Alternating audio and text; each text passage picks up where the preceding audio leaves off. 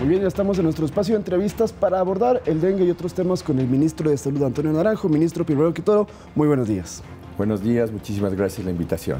Interesante las cifras que escuchábamos en el reportaje y para ampliarlo un poco más, según la OPS, la Organización Panamericana de la Salud, 10 millones de casos de dengue en este año en todo el continente. Ecuador, como ya lo escuchamos, aproximadamente 47,000 casos registrados.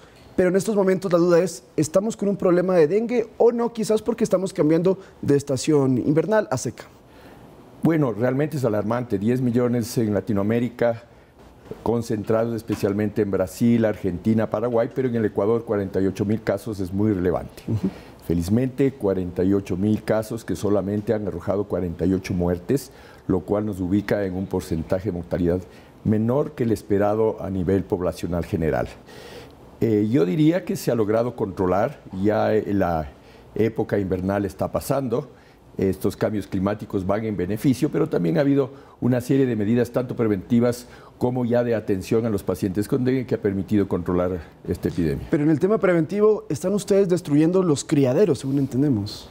Hay varias acciones, una de ellas obviamente es la educación a la comunidad para evitar estos criaderos, la acción del ministerio y sus zonales para ir a las áreas de mayor existencia de la Aedes aegypti y lograr por de esa manera pues cerrar la curva epidemiológica que genera esta enfermedad. ¿Y la vacuna? A la espera. Todavía hay que esperar. Así es. Hablemos de otro tema que también se ha comentado mucho y es esta deuda a las dializadoras que brindan los servicios externos, es decir, que no son del Ministerio de Salud, que han reclamado en los últimos meses. De hecho, la semana pasada en Santo Domingo y en Quevedo se cerraron vías porque piden que el gobierno, en este caso, les pague lo que se debe para las diálisis. ¿Cómo va ese proceso? Mire, yo le diría primero que nosotros no deberíamos hablar de la relación gobierno y pago a dializadoras, deberíamos hablar de la salud renal. Es decir, hay muchos factores que están involucrados en este problema. Efectivamente, uno de los actores es las dializadoras, pero fíjese, la industria de la diálisis genera una facturación al Ministerio de Salud de 100 millones al año, 100 millones de dólares. Y si sumamos el IES, probablemente lleguemos a 200 millones de dólares al año. Entonces, uno espera varias acciones que no solamente van hacia el pago, que es justo y que tienen derecho a reclamarlo. Venimos acarreando 96 millones de dólares de la deuda anterior, más 40 millones que se han sumado en este último periodo y que nosotros estamos en la obligación de honrar. Honrar por la relación con nuestros prestadores externos, pero sobre todo para garantizar la salud de la población. Pero también esperamos acciones, por ejemplo, de sentarnos a revisar tanto los protocolos de atención como el costo de los paquetes de atención, claro, para lograr optimizar, porque después de varios años de gestión, nosotros esperamos un proceso mucho más eficiente de parte de las dializadoras. Por otro lado, va más allá el problema. El problema va hacia enfrentar la raíz que está ocasionando el que por qué tenemos tantos pacientes en diálisis. ¿Por qué vemos que se sigue incrementando el número de pacientes en provincias como Manabí, Guayas, Los Ríos? Algo debemos hacer en eso. Y he recibido la contribución de la Sociedad Ecuatoriana de Nefrología con un interesante proyecto, porque así es como debemos juntarnos, la academia, el ministerio, los prestadores, para buscar la solución a los problemas. Pero, perdón, ministro, en cuanto a pacientes con enfermedades renales, ¿es un porcentaje muy alto a la escala nacional de enfermedades en el país? Nosotros tenemos censado 21.300 pacientes que están en procesos de diálisis, de los cuales 10.300 más o menos los absorbe el Ministerio de Salud Pública a través del ministerio y sus prestadores, pero solamente el 10% de estos lo absorbe directamente el Ministerio de Salud. Entonces, claro, una de las medidas inmediatas es que el Ministerio tenga la capacidad de resolución de los problemas in situ, en sus propias instalaciones. Y por eso conocemos que en Durán ya instalaron nuevos puestos de atención de diálisis y quieren tener un número alto mensual, y en otras ciudades también se está planificando en hospitales públicos tener dializadoras propias.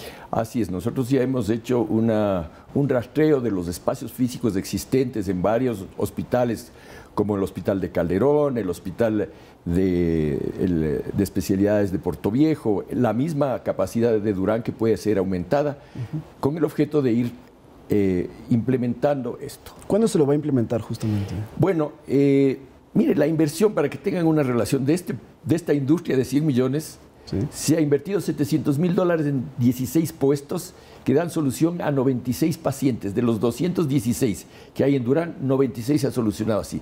Es decir, es factible hacerlo, no son grandes inversiones. Toma un tiempo, obviamente, meses hasta que se adquieran los equipos, hasta que mejore la calidad del agua. Por ejemplo, en Durán fue un problema muy serio y que el gobierno lo está enfrentando directamente, que es mejorar las condiciones del agua de Durán, que es una cosa tan básica como aquello, y que no lo tenía, y que ahora pues esté en marcha un plan justamente para solucionar eso. Pero en los temas de diálisis eso es fundamental. Con estos requerimientos, más la colaboración de la propia industria que se encarga de la provisión de los equipos, esto es factible hacerlo en un corto plazo. Ahora, usted hace unas 2 semanas aproximadamente, estando, si no me equivoco, en el propio Durán, mencionaba que había ciertas irregularidades en algunos contratos de las dializadoras. ¿Es así, ministro? ¿Ustedes planificaban una denuncia inclusive? A ver, nosotros estamos haciendo lo que se debe hacer, una auditoría seria, ¿no es cierto? No cacería de brujas.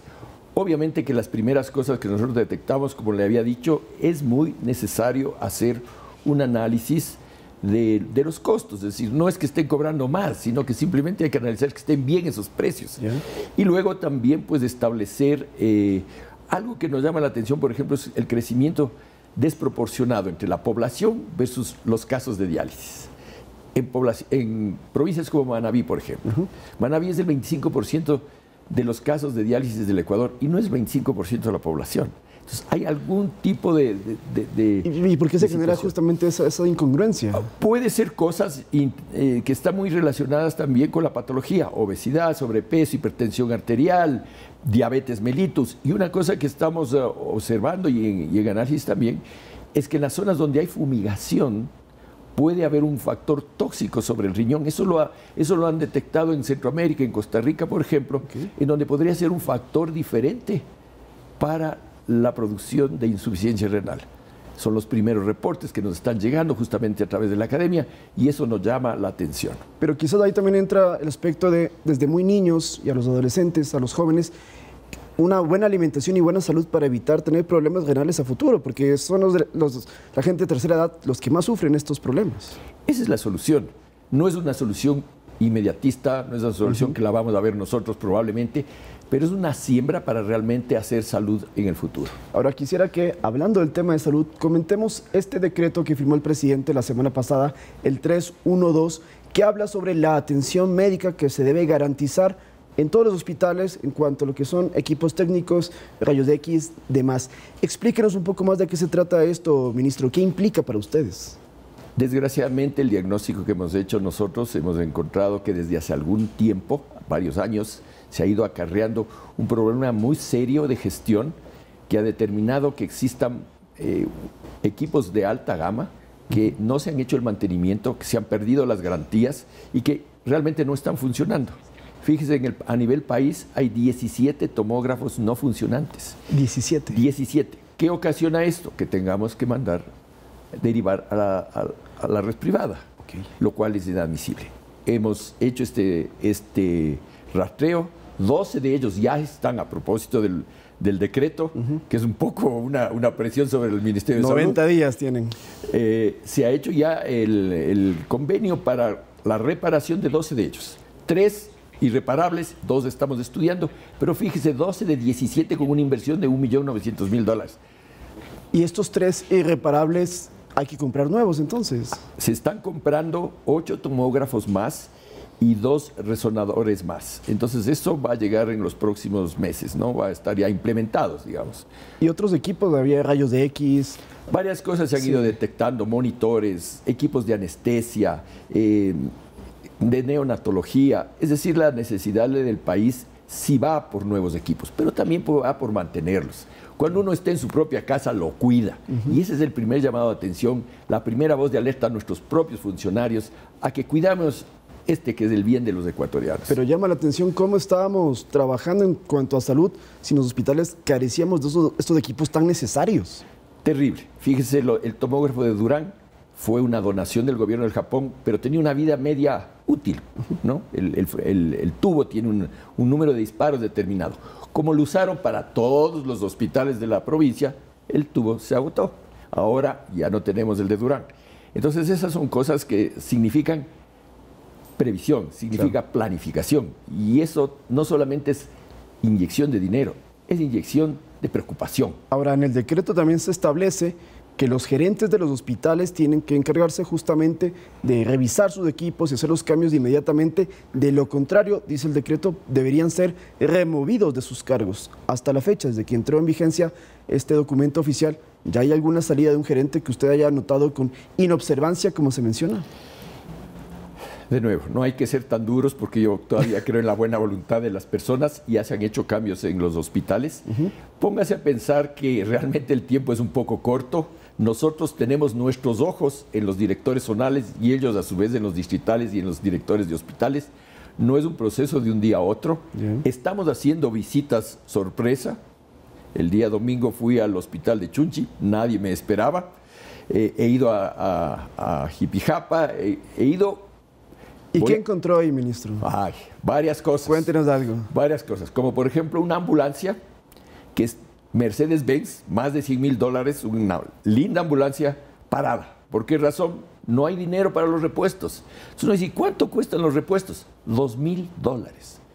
Entonces eso es gestión, es preocupación. Claro, nosotros quisiéramos ser 100 para estar en todo el país. Es difícil.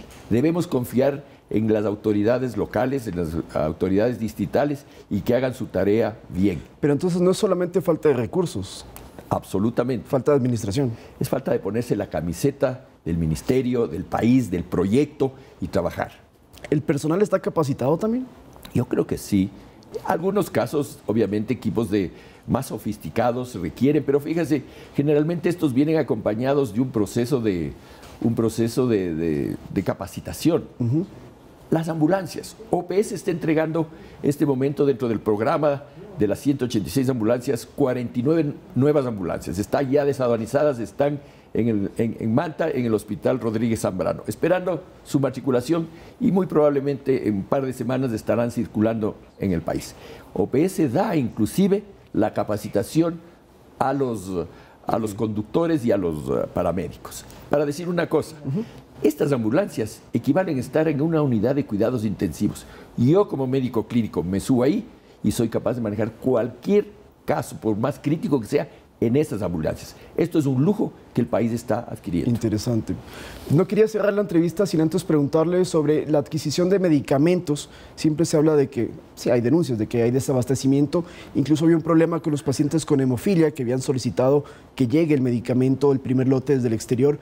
Entiendo que hace unas semanas se había anunciado que ya estaba por llegar el primero, pero efectivamente ya pasó eso, ministro. Ya pasó eso. El primer flujo de dinero que recibimos de estos más de $100 millones de contribución del gobierno nacional para mejorar las condiciones de salud, pues fue ya entregado. Los primeros $20 millones se han dedicado justamente a cubrir medicamentos e insumos en enfermedades raras, no solamente hemofilia, factor 8, Cruz Roja. Hemos trabajado con los medicamentos oncológicos. Este momento la dotación del cuadro básico está en 84% de cobertura.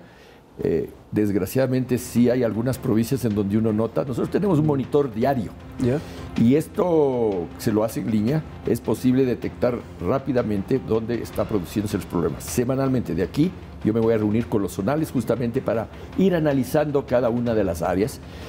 Tenemos una buena dotación de medicamentos oncológicos, estamos desde el 100% de dotación en algunas provincias hasta un poco más bajas en otros y es lo que estamos tratando de arreglar. ¿Cuáles son las más bajas, rápidamente? Desgraciadamente, Guayas, Los Ríos. ¿Y usted va a estar en Guayas esta semana? Voy a estar en Guayas el día miércoles, sí. Vamos a trabajar y estamos trabajando en el área de Durán, en esta ataque a todos los frentes. Durán, así es. A todos los frentes en Durán, y salud, pues obviamente es una cosa fundamental, porque yo creo que la mejor manera de garantizar la seguridad de nuestro personal de salud es dando buen servicio, porque la propia comunidad nos va a cuidar. Le agradecemos al ministro de Salud, Antonio Naranjo. Ministro, muchas gracias por estar aquí con nosotros. No, muchísimas gracias. Con esto entonces le damos paso a Sofi con más información en este lunes que está iniciando la semana, pero estamos acabando el mes. Sofi, vamos contigo.